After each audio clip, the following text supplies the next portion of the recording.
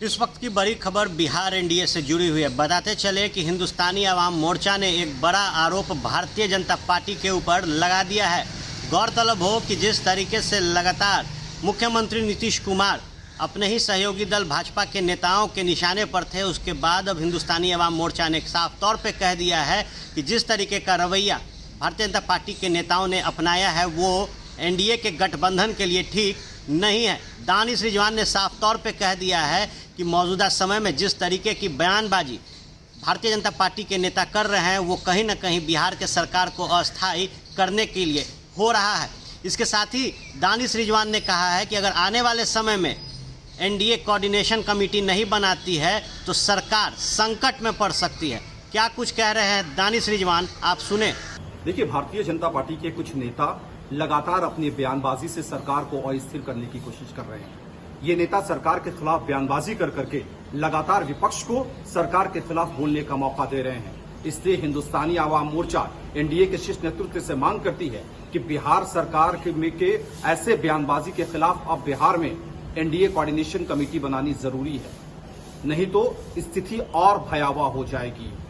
आपने सुना, ये बयान दानिश रिजवान ने इसलिए दिया है क्योंकि कुछ दिन पहले ही भारतीय जनता पार्टी के एमएलसी टून्नाजी पांडे ने मुख्यमंत्री नीतीश कुमार के खिलाफ मोर्चा खोला था, जिसके बाद हिंदुस्तानी अवाम मोर्चा ने उनके बयान पर आपत्ति जताई थी।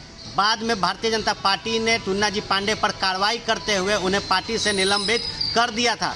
और अगर बात की जाए तो लगातार जिस तरीके से भारतीय जनता पार्टी के प्रदेश अध्यक्ष संजय जायसवाल या फिर बिहार सरकार के मंत्री जनक राम ने जिस तरीके से मुख्यमंत्री नीतीश कुमार के नैतिकता पर सवाल खड़े किए, क्योंकि दोनों ही नेताओं ने कहा था कि जो अल्पसंख्यक समाज के लोग हैं वो कहीं ना कहीं दलितों को प्रताड़ित कर रहे हैं। इसके साथ ही जनक राम ने बिहार के 2 जिलों के डीएम को पत्र लिखकर कहा था कि जिस तरीके से दलित की बेटियों का अगवा किया जा रहा है ये कहीं ना कहीं बिहार में एक बड़े खतरे की शुरुआत है। जनक राम ने साफ तौर पर डीएम को लिखकर पत्र कहा था कि जल्द से जल्द इस पर कार्रवाई करे, जिसके बाद से लगातार बिहार की जो सियासत है वो तेज हो गई थी। और इसी में अब हिंदुस्तानी अवाम मोर्चा के प्रवक्ता दानिश रिजवान ने बड़ा बयान जारी करते हुए कहा है कि जिस तरीके की परिस्थिति बिहार में बनी हुई है ये साफ तौर पर बता रहा है कि भारतीय जनता पार्टी के कई नेता अपने बयानबाजी से जो बिहार की एनडीए सरकार है उसे अस्थायी करने में लगे हुए हैं। इसके साथ ही दानिश रिजवान ने कहा है कि हिंदुस्तानी अवाम मोर्चा